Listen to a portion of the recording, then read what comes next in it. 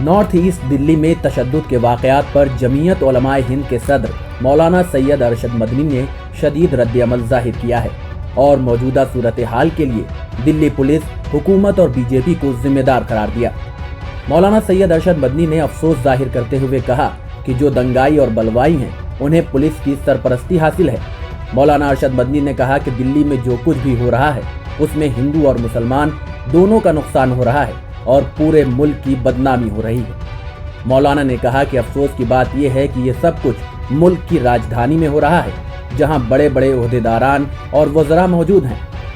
मौलाना मदनी ने कहा कि आखिर हम शिकवा करें भी तो किससे करें? अगर दिल्ली के अंदर गुंडागर्दी होगी तो पूरे मुल्क की सूरत हाल क्या होगी?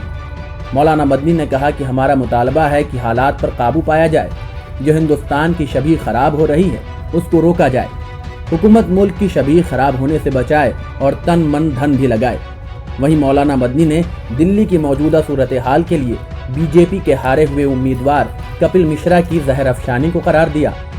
उन्होंने कहा कि कपिल मिश्रा की जहर अफशानी की वजह से ही दिल्ली में आग लगी है, लेकिन वो घूम रहा है। इसका मतलब ये है कि ये सब बीजेपी के इशारे पर हो रहा है। बीजेपी के लीडर मुल्क को आग में झोंक रहे हैं, इससे मुल्क का क्या होगा? टीम उर्दू खबर।